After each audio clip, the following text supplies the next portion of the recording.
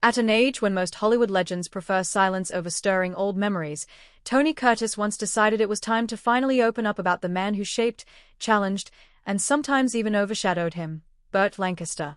For decades, fans only saw their electrifying chemistry in films like Sweet Smell of Success, but behind the scenes, the relationship was far more layered than anyone imagined. Curtis revealed that Lancaster was not just a co-star, he was a force of nature, a man who walked into a room and instantly owned it. His intensity could lift a scene to greatness, but it could also intimidate anyone who wasn't prepared to match it. Curtis admitted that in their early days, he was often nervous around Lancaster, not because he feared him, but because he desperately wanted to earn his respect. What shocked people most was Curtis's admission that Lancaster pushed him harder than any director ever did. Lancaster believed Curtis had the looks, charm, and talent, but lacked confidence, and he made it his mission to break that barrier. Sometimes, that came in the form of tough love, brutally honest feedback, demanding rehearsals, and quiet moments where Lancaster simply stared at him until Curtis understood the weight of the scene.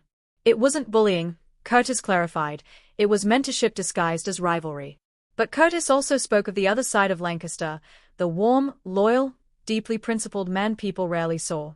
He remembered the long conversations during late-night shoots where Lancaster shared stories of his circus days, his struggles, and his relentless drive to prove himself. Curtis said those were the moments that made him realize Lancaster was not simply a Hollywood star, he was a survivor who never forgot where he came from. Their friendship grew stronger over time. Curtis confessed he didn't always appreciate Lancaster back then, but as years passed, he understood the gift he had been given. Lancaster had shaped him, sharpened him, and pushed him into becoming a more serious actor. When Lancaster passed away, Curtis said he felt a piece of Hollywood's backbone crumble. And for years, he avoided speaking about it publicly because the loss felt too personal. Now, looking back, Curtis said he owed much of his growth to Lancaster, not because he was perfect, but because he was real. Burt wasn't just a co-star, Curtis concluded. He was the fire that made me stronger.